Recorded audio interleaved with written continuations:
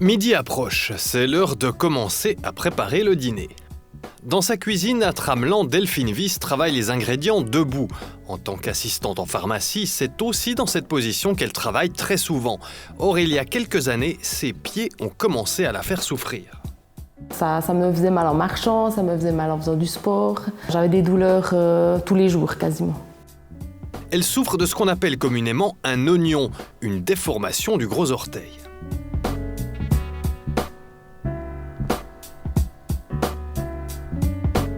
Ça a commencé par des douleurs même la nuit. Suite à ça, j'ai trouvé un peu des orthèses qu'on trouve dans le commerce, notamment à la pharmacie. J'ai essayé plusieurs sortes, mais c'est pas très agréable parce que, en général, ça serre, c'est quelque chose d'assez rigide, donc dans les chaussures, ça va pas, certaines. Et puis la nuit, ça gêne quand même pas mal parce que ça a tendance à serrer. Ça m'a un petit peu amélioré la nuit, les douleurs, mais par contre, j'avais comme toujours mal. Rien que d'aller au travail, ça me prend 10-12 minutes à pied, et là, je le sentais déjà. Et même dans des baskets, pas forcément dans des talons ou dans des bottines, vraiment en basket plate, ça me donnait des lancers. Elle a fini par se rendre chez son médecin de famille qui l'a redirigée vers la clinique d'orthopédie du CHB, gérée par Orthopédie Sonnenhof-Bienne. C'est Christophe Hubert, co-responsable de la chirurgie du pied et de la cheville, qui l'a prise en charge. Les oignons, appelés hallux valgus dans le langage médical, sont un problème courant, particulièrement chez les femmes. Alors c'est typique image d'une hallux valgus, et ça est souvent un problème qu'une bosse ici, au niveau de la première métatarse, fait mal aux chaussures. On voit bien que la première métatarse ici, c'est cette os ici qui va à l'intérieur, et après la grande orteil, il se déforme et se met vers l'extérieur. Et on voit bien les tendons qui tirent la grande orteil dans cette déformation. La cause exacte de cette déformation n'est à l'heure actuelle pas clairement identifiée, mais il existe plusieurs facteurs de risque. En plus du sexe, il y a le surpoids ainsi qu'un facteur héréditaire important. Le choix des chaussures joue aussi un rôle.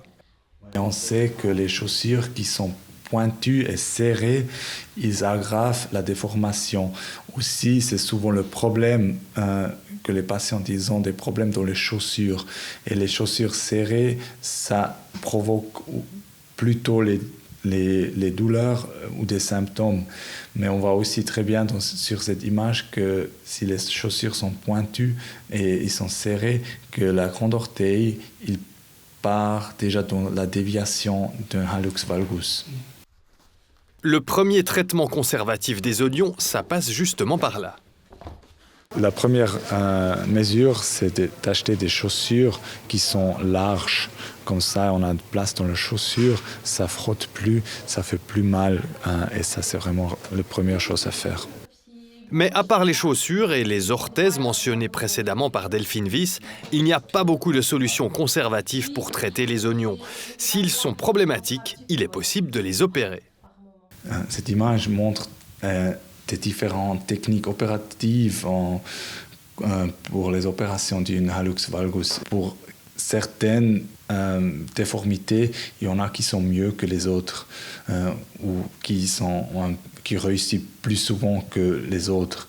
Et il y en a encore plus que ça, alors ça veut dire il y en a une centaine des opérations qui sont décrites. Ça va aussi montrer un peu ça.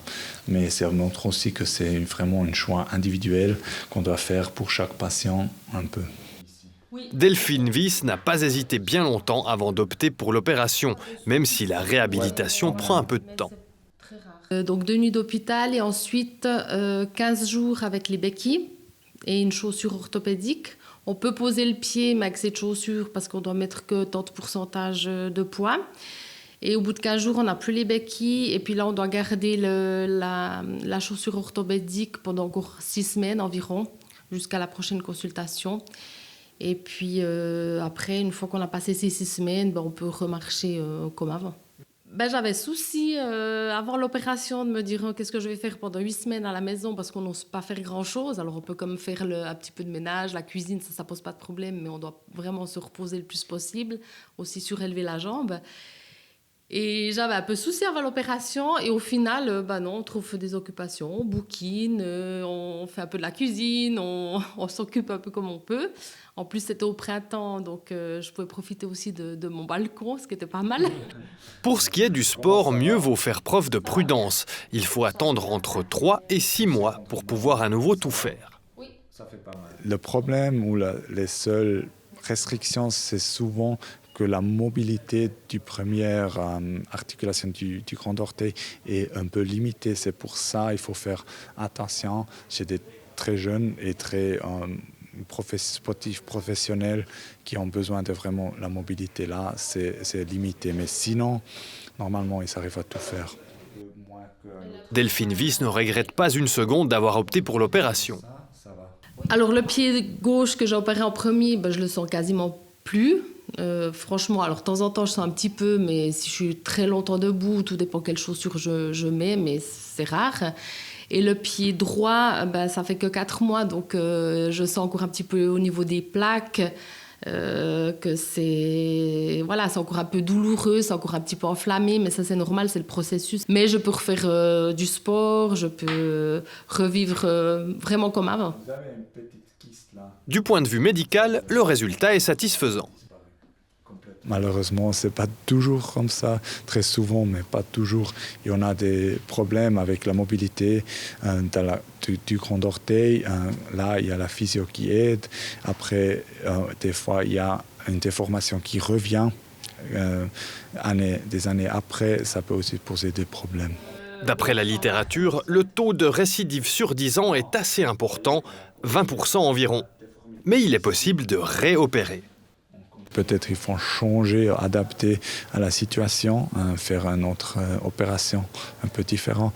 Mais ouais, c'est aussi à dire que de ces 20%, il y en a seulement 10% qui ont des symptômes.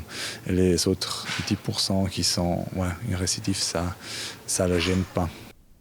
De retour à Tramelan, la préparation du repas avance. Si elle avait un conseil à donner à celles et ceux qui seraient confrontés à la même situation, voilà ce que Delphine Wyss dirait. Si quelqu'un hésite, je pense qu'il ne faut pas hésiter parce que c'est une opération, alors oui, qui prend du temps au niveau de la convalescence, c'est 8 semaines.